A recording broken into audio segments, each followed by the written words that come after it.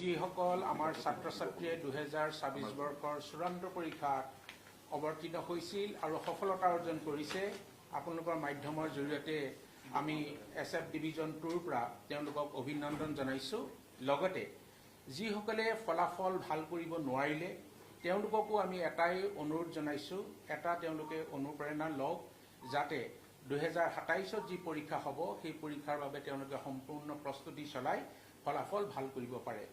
দ্বিতীয়তে আপোনালোককো ধন্যবাদ জনাইছোঁ এই কাৰণেই যে আমাৰ ফলাফল ঘোষণাত আপোনালোকে আমাক সদায় সহযোগিতা কৰি আছে আৰু RGও সেই সহযোগিতা আগবঢ়াইছে। গতিকে আপোনালোক সকলো ধন্যবাদৰ পাত্ৰ। ইতিমধ্যে ছাৰে যিটো কথা ক'লে যে গোটেই আমাৰ পৰীক্ষা প্ৰক্ৰিয়াটোৰ লগত বিভিন্ন স্তৰৰ বিভিন্ন ব্যক্তি জড়িত হৈ আছে।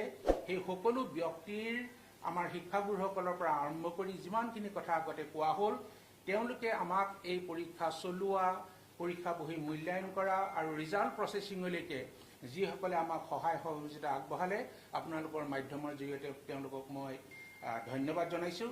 আৰু 27ৰ যিটো পৰীক্ষা হ'ব এই পৰীক্ষাটো কিছু নতুন নিয়মৰ জৰিয়তে হ'ব। এটা কথাই কৈছোঁ, আজি ৰিজাল্টত আপোনালোকে দেখিছে যে 4টা ষ্ট্ৰীমৰ কথা আজি ৰিজাল্টত আছে, কিন্তু 2027ত মাত্ৰ 3টা ষ্ট্ৰীম থাকিব, science, arts and vocational. Commerce ভকেশ্যনেলটো উইড্ৰ হ'ব আৰু নতুন হ'ব। আৰু নতুন কথাটো হ'ল যে আগতে ছায়েন্সৰ ষ্টুডেণ্ট হ'বৰ কাৰণে সেই ষ্টুডেণ্টজনে ফিজিক্স, কেমেষ্ট্ৰি, মেথমেটিক্স আৰু বায়'লজি এই 3টা ছাবজেক্ট ল'বলগীয়া হৈছিল। আউট অফ ডেট 3টা ছাবজেক্ট তেওঁলোকে অফ কৰিবলগীয়া হৈছিল।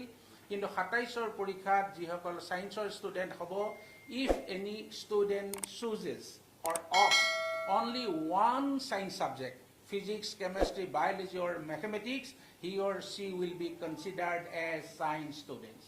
এইটো এটা আমাৰ নতুন কথা হ'ব 27ত। NEP মতে আমি বাৰবোৰ খুলি দিছোঁ। ছাবজেক্ট কম্বিনেশ্যন কিছু আছে মাত্ৰ। আমাৰ 3টা গ্ৰুপ আছে A, B, C। আমি 3টা গ্ৰুপত আমাৰ যিমানখিনি ছাবজেক্ট আছে more than 86 ছাবজেক্ট আমি 3টা ভাগত ভাগ কৰিছোঁ। এই গ্ৰুপত আমাৰ লেংগুৱেজ আৰু অল্টাৰনেটিভ ইংলিছ থাকিব, তাত 11টা লেংগুৱেজ ছাবজেক্ট থাকিব। B গ্ৰুপটো ছায়েন্স, কমাৰ্চ, আৰ্টছ চব সোমাই থাকিব। আনাডাৰ ইম্পৰ্টেণ্ট কথা C গ্ৰুপ, য'ত ভকেশ্যনেল ছাবজেক্ট, স্কিল ছাবজেক্টবিলাক থাকিব। আমাৰ যিখিনি ভকেশ্যনেলৰ ছাবজেক্ট আছিলে যিটো ষ্ট্ৰীমৰ, all that subjects have been incorporated in group C। গতিকে এইটো এটা নতুন কথা। আৰু দ্বিতীয় কথা, যিসকল আৰ্টছৰ ষ্টুডেণ্ট হ'ব তেওঁলোকে কিন্তু C গ্ৰুপৰ পৰা এটা ছাবজেক্ট যিটো আমাৰ স্কিল ছাবজেক্ট এটা লোৱাটো আৰ্টছৰ ক্ষেত্ৰত মেণ্ডেটৰী। আমি 3টা গ্ৰুপত ভাগ কৰি দিছোঁ। ইতিমধ্যে চব নটিফিকেশ্যন আমি জাননী জাৰি কৰিছোঁ। স্কুল কলেজ স্কুলত ফাৰ্ষ্ট ডে পৰীক্ষা ইন দি ছেইম ৱে হৈ গৈছে। গতিকে আমাৰ যিবিলাক শিক্ষানুষ্ঠান আছে তেওঁলোকে এই সম্পৰ্কত অৱগত হৈছে।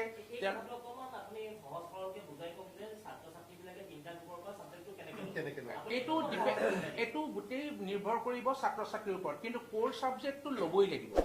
কোৰ ছাবজেক্ট অসমীয়া, ইংলিছৰ লগতে অসমীয়াৰ লগতে যিবিলাক আমাৰ বিভিন্ন ধৰণৰ মৰুভূমি, বড়ো ইত্যাদি আছে সেইখিনি ল'ব পাৰিব। আৰু কোনোবাই যদি MIL নলয় তাৰ জেগাত তেওঁ অল্টাৰনেটিভ ইংলিছ ল'ব পাৰিব। মানে আৰ্টছ, ছায়েন্স আৰু কমাৰ্চৰ ক্ষেত্ৰত কোৰ গ্ৰুপত 2টা ছাবজেক্ট মেণ্ডেটৰী। আৰু B গ্ৰুপত এজন ছাত্ৰই যদি ছায়েন্সত কেমেষ্ট্ৰি লয়, at the same time he or she has right to choose two of business studies, accountancy ইত্যাদি। তেওঁ যিকোনো ছাবজেক্ট ল'ব পাৰে। এতিয়া আমি আগৰ যিবোৰ বান্ধোন আছিল সেইবিলাক সম্পূৰ্ণৰূপে খুলি দিছোঁ। পুনৰবাৰ কৈছোঁ, আৰ্টছৰ ক্ষেত্ৰত এটাই মেণ্ডেটৰী যে আৰ্টছৰ ষ্টুডেণ্টে C গ্ৰুপৰ পৰা এটা স্কিল ছাবজেক্ট ল'বই লাগিব। আৰু ছাৰে ইতিমধ্যে ক'লে যে 5% আমাৰ অলপ ভেৰি কৰি আছিল। এতিয়া বিভিন্ন ছাবজেক্ট, থিয়ৰী, প্ৰেক্টিকেল, প্ৰজেক্ট বেলেগ আছিল। কিন্তু অহা বছৰৰ পৰা 33% অল ছাবজেক্টত অল ষ্টুডেণ্টছে পাবই লাগিব। 30%ত পাছ কৰাটো আৰু এতিয়া নহয়, ইতিমধ্যে 11ত সেইটো আমি ইমপ্লিমেণ্ট কৰিছোঁ। এনেকুৱাকৈ যদি প্ৰয়োজন হয় আপোনালোকৰ আমাৰ যিখিনি নটিফিকেশ্যন আছে আপোনালোকক আমি যোগাৰ ধৰি দিম। ল'বই লাগিব। মেণ্ডেটৰী নহয় আৰ্টছৰ কাৰণে। আৰু এটা আমি চাইছোঁ যে স্কিল ছাবজেক্টটো জানিলে আমাৰ ষ্টুডেণ্টছবিলাকে দে কেন লাৰ্ণ এণ্ড আৰ্ণ টুগেডাৰ। যিবোৰ পশ্চিমৰ দেশবিলাকত হৈছে, উন্নত দেশবিলাকত হৈ আছে, আমিও যাতে সেই ক্ষেত্ৰত অকণমান আগবাঢ়িব পাৰোঁ, সেইকাৰণে new initiative has been taken, এইটো লোৱা হৈছে।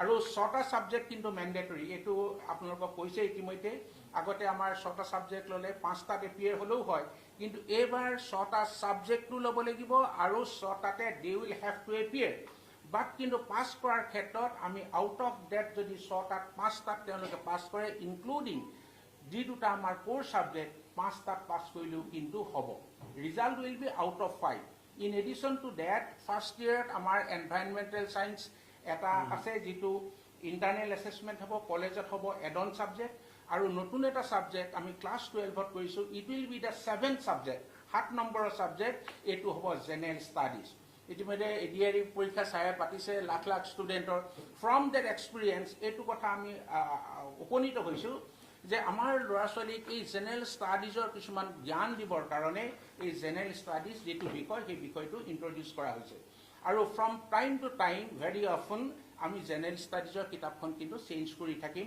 যাতে আমাৰ যিবোৰ contemporary knowledge contemporary society contemporary পলিটিক্সৰ লগত যাতে আমাৰ ল'ৰা ছোৱালী যিমানখিনি জ্ঞান সেই জ্ঞানখিনি যাতে তেওঁলোকে লাভ কৰিব পাৰে জেনাৰেল ষ্টাডিজটো বাধ্যতামূলক হ'ব নেকি হেতু বাধ্যতামূলক but it will be internal assessment examination will be conducted by the respective institution সবৰে কাৰণে বাধ্যতামূলক হেতু হ'ব 7 নম্বৰ আৰু it will be the grading process ভাল লাগিল আপোনালোকক লগ পাই একচুয়ালি কি আছে যে আমাৰ কেটামান এক্সপিৰিয়েন্সৰ পৰা আমি গোটেই কামখিনি কৰিছো আপোনাক যেনেকৈ ক'লে যে আৰ্টছত এটা কম্পালসৰি স্কিল সাবজেক্ট কোৱা হৈছে সায়েন্স আৰু কমাৰ্চত কোৱা হয় সায়েন্স আৰু কমাৰ্চত স্কিল ল'ব পাৰে কিন্তু itself science and commerce is a skill যেটো আপোনালোকে দেখিছে ৰিজাল্টত আৰ্টছত হ'লে এটা স্কিল লাগে জেনাৰেল ষ্টাডিজ পেপাৰটো এই কাৰণে কৰা হৈছে যে আমাৰ ছাত্ৰ ছাত্ৰীসকলে যেতিয়া আমি এডিআৰই পৰীক্ষাটো চালো বেলেগ বেলেগ পৰীক্ষাটো চালো যে তেওঁলোকে অলপ কম্পিটিটিভ এক্সামৰ কাৰণে প্ৰিপেয়াৰ হৈ নাথাকে আৰু আমি এটা আৰু অনুভৱ কৰি আছো যে সৰ্বভাৰতীয় যিবিলাক ৰিক্ৰুটমেণ্ট এক্সাম হয় তাত আমাৰ ছাত্ৰ ছাত্ৰীসকলৰ কৃতকাৰ্যতাৰ সংখ্যা একেবাৰে নগণ্য তাৰ ৰিজাল্ট কাৰণ এটাই হ'ব পাৰে যে আমি তেনেকৈ তৈয়াৰ হৈ থকা নাই সেইকাৰণে সেই সাবজেক্টটো আমি ভৰাইছো যাতে অলপ গম পায় যে ৰিক্ৰুটমেণ্ট এক্সাম সৰ্বভাৰতীয় পৰীক্ষাত কেনে ধৰণে হয় কি হয় তাৰ এটা আভাস পায় আপোনালোকৰ জৰিয়তে এটা অনুৰোধও থাকিল যে যদিও আমি এতিয়া ইয়াক কম্পালসৰি কৰিছো আৰু তথাপিও এৰি দিছো স্কুললৈকে বিদ্যালয়সমূহলৈকে তেওঁলোকেও ইয়াক খুব সিৰিয়াছলি ল'ব লাগে কাৰণ নহ'লে এইটো যিটো পাৰপাজ এইটো চাৰ্ভ নহ'ব তেওঁলোকে যাতে এইটো ঠিক আছে দিছে আৰু পৰীক্ষা নিদিলেও হ'ব হেৰি কৰিলে হ'ব তেনেকুৱা যাতে নকৰে গুৰুত্ব সহকাৰে লয় বিকজ ইয়াৰ ইম্পেক্ট আছে ইয়াৰ এটা কাৰণ আছে আৰু উদ্দেশ্য আছে এইটো সফল হ'ব তেতিয়া যেতিয়া তেওঁলোকেও ইয়াক সিৰিয়াছলি ল'ব আৰু তাত আমি এনেকুৱা টপিক সোমাইছো যিটো জেনাৰেল আমাৰ যিবিলাক টপিক লৈছে তাতে নাই সেইবিলাকৰ বাহিৰে বেলেগ বেলেগ টপিক সোমাই বনোৱা হৈছে কাৰেণ্ট টপিকছ এণ্ড দেন এনেকুৱা টাইপৰ দি বনোৱা হৈছে কিতাপখন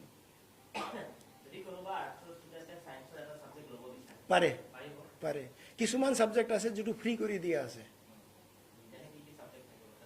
যেনেকৈ ধৰক সায়েন্সৰ তেওঁ কমাৰ্চৰ ক্ষেত্ৰত বিজনেছ ষ্টাডিজ ল'ব পাৰে একাউণ্টেন্সি ল'ব পাৰে সায়েন্সৰ ক্ষেত্ৰত তেওঁ বায়'লজি ল'ব পাৰে মেথমেটিক্স ল'ব পাৰে বহুত কমাৰ্চ ষ্টুডেন্ট আৰ্টছ ষ্টুডেন্টে মেথমেটিক্স লয় সেইটো ফ্ৰী কৰা আছে বহুত আছে এনেকুৱা সাবজেক্ট এইটো 27ৰ পৰা পাৰিব ন অলৰেডি 26ৰ 11ত তেওঁলোকে লৈ লৈছে এতিয়া 27ত ল'ব আৰু এইবাৰ আমি ৰিজাল্ট যোৱা বছৰতে দুদিন আগত দিছো যোৱাবাৰ 30th এপ্ৰিলত হৈছিল আৰু আগত দিব পৰা গ'লে তাই ইলেকশ্যনৰ কিবা ইলেকশ্যনৰ কাৰণে আমাৰ দেৰি হ'ল আৰু এক্স্যাক্টলি 42 ডেজ আজি 42 ডেজত আমি দিছো ৰিজাল্ট দিয়া হৈছে 2027ত এনইপি মতে পৰীক্ষা হ'ব আৰু এনইপি মতে হ'ব আৰু ছাত্ৰ ছাত্ৰীৰ বহুতখিনি সুবিধা কৰি দিয়া হৈছে special exam for all subjects fail কৰা ল'ৰাবিলাকেও দুটা সাবজেক্ট কাৰণে ৰিএডমিশ্যন ল'ব নালাগে কিন্তু তাতকৈ বেছি হ'লে ৰিএডমিশ্যন ল'ব লাগে কাৰণ তেওঁ কেৰিকুলামৰ লগত খাপ নাখাব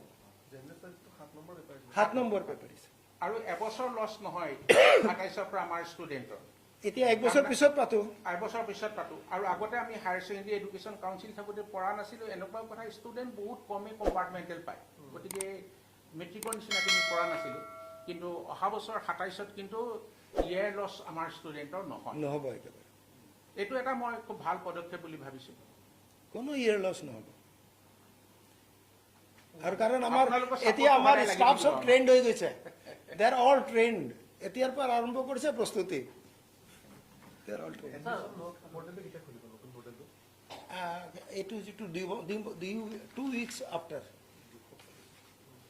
ৰিএডমিশ্যনৰ কাৰণে নৱম শ্ৰেণীৰ পাঠ্যপুথিৰ কিবা এটা ভুল এটা তথ্য এটা সন্নিৱিষ্ট হৈ আছে কেনেকুৱা ভূগোলত হা ভূগোল বিষয়ত কিবা এটা তথ্য এটা নাই ভূগোল বিষয়ে তেনেকুৱা আছে কোনো ভুল তথ্য নাই এইটো আমি একচুৱেলি কি হৈছে বিকজ অফ NCF 2023 আমাৰ কিতাপবিলাক চব পৰিৱৰ্তন হ'ব every books will be changed ভূগোলত কি হৈছে যে যিবিলাক ডাটা দিয়া আছে এই কিতাপখন অলপ পুৰণি গতিকে ডাটাটো দিয়া আছে সেই বছৰৰ নাম লিখি এতিয়া কিছুমানে ভাবিছে যে সেই ডাটাটো এতিয়া নাই গতিকে ভুল আছে দিছ ইজ নট ভুল তাত লিখা আছে কিন্তু কোনটো